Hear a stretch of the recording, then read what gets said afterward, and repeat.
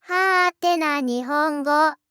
제가 최근에 이 하마카세 프로그램 이용하는 분들에게 이제 과제를 계속해서 내드리고 있는데, 요거 하나하나 체크하다 보면은 개인 한 분 한 분의 이 문제점이랄까?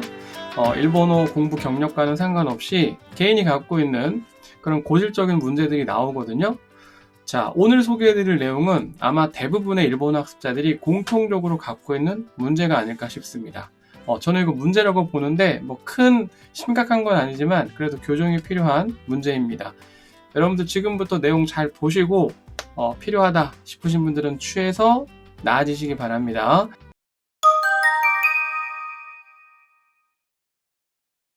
먼저 제가 이런 과제를 내드렸습니다. 이 문제 풀고 발음 녹음해서 보내주세요. 주의사항이 있는데 녹음할 때 한국어, 일본어 순으로 녹음해주세요. 단 일본어는 보고 읽지 말 것. 자, 이런 과제를 내드렸고, 그리고 다음날 이제 과제를 다 제출해 주셨습니다.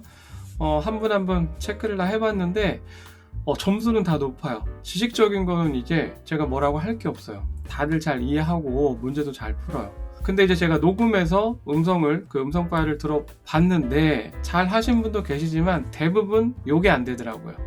아마 여러분들도 안 될 거예요. 왜냐하면 평소에 다들 이런 식으로 공부하니까. 제가 실제 사례를 들려드릴게요. 여러분들 한번 들어보시고 뭐가 문제지? 생각해 보시기 바랍니다. 큽니다. 오오키 데스. 크지 않다. 오오키쿠 나이. 크지 않습니다. 오오키쿠 나이 데스. 컸다. 오오키 깠다. 컸습니다. 오오키 깠다 데스. 안 컸다. 오오키쿠 나깠다.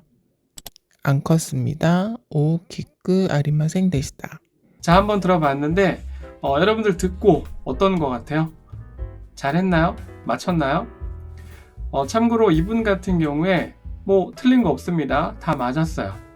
근데 아쉬운 점은 발음에서 조금 있었죠. 두 가지 정도. 첫째는 장음, 단음, 장단음.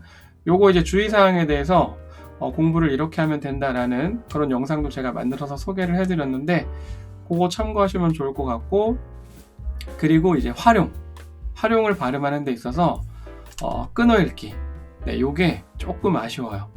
아마 여러분들도 실제 요거를 이제 발음을 녹음을 해서 본인의 발음을 한번 들어보시면 아마 대부분 다 이럴 겁니다. 자, 지금부터 그 얘기를 좀 해볼게요. 핵심은 그겁니다. 활용은 끊지 말고 한 번에 덩어리로 가라. 자, 무슨 얘기냐면 하나씩 보면서 얘기를 할게요. 대부분 일본어 공부하시는 일본어 학습자들이 이제 이런 활용을 공부할 때 띄어쓰기, 끊어읽기 이런 걸 어떻게 하냐면은 먼저 큽니다. 이런 거는 잘 해요. 그냥 오오키, 크다죠. 그래서 오오키 데스. 네, 이런 거는 뭐 쉬우니까 잘 해요. 근데 문제는 이렇게 모양이 바뀌는 거. 예를 들어서 크지 않다. 이런 거 같은 경우에 오오키가 이제 이가 크로 바뀌고 나이 이렇게 돼야 되잖아요. 그래서 이거를 실제 어떻게 발음하냐면은 먼저 크지까지 보통 얘기합니다. 그래서 오오키에서 오오키크 하고 그 다음에 안타. 네, 안타는 나이 해서 오오키크 쉬고 나이 이런 식으로 발음을 해요. 여러분들 한번 생각해 보세요. 나는 어땠나? 한국인 학습자 99.9%는 이런 식으로 해요. 근데 이게 습관이 되면 나중에 회화력에 크게 도움이 안 돼요. 요거 다 나중엔 결국 바꿔야 됩니다. 교정을 해야 돼요. 자, 그래서 처음부터 공부를 할 때 어떻게 의식을 하고 공부를 하면 좋냐면은, 노력을 하는 게 좋냐면, 활용은 덩어리로 한 번에 발음을 해야 돼요. 예를 들어서 이 크지 않다 같은 경우에 오오키크 나이가 아니라 오오키크 나이, 그 나이, 요거를 한 번에 해야 된다는 얘기예요. 자, 실제 발음 들어보면 大きくない。 이렇게 한 번에 가죠. 오오키크 하고 끊고 나이 이렇게 발음하는 일본인은 없어요. 물론 상황에 따라서 뭐 그럴 일이 있을 수도 있겠지만 일반적으로 그렇게 하지 않는다라는 얘기를 하는 거예요. 그러니까 여러분들도 공부를 할 때 이 활용에 있어서는 덩어리를 한 번에 가는 의식을 하고 그렇게 노력을 해야 나중에 이 전달력 있는 잘 들리는 일본어로 발음할 수 있게 되는 거예요. 내가 할 수 있어야 상대가 하는 발음도 잘 들을 수 있습니다.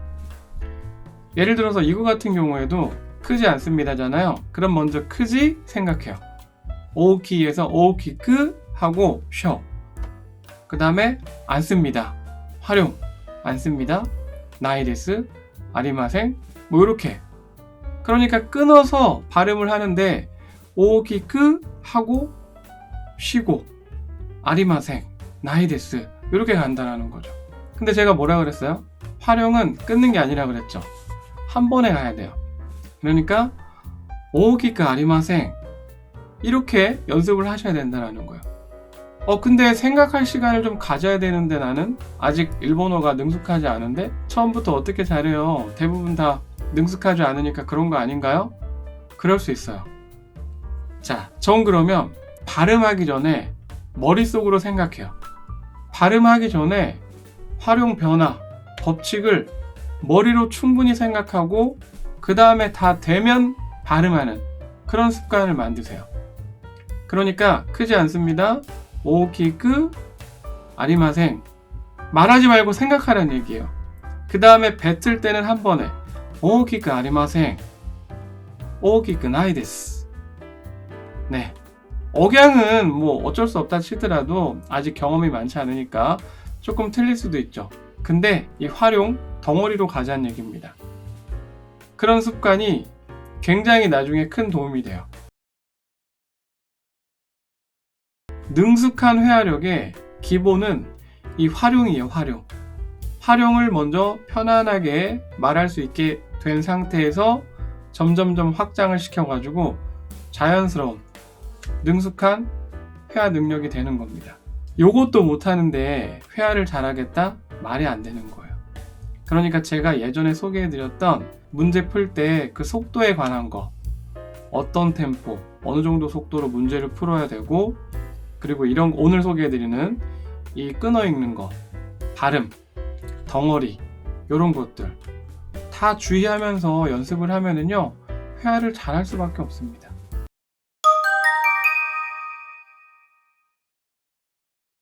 여러분들 이런 거 의식하고 공부해 본 적 없으시지 않으세요? 만약에 그렇다면 앞으로는 의식하고 이렇게 끊어 읽기 주의해서 공부하시기 바랍니다. 지금까지 하트나였고요. 내용 도움이 됐다면 구독, 좋아요 부탁드리겠습니다.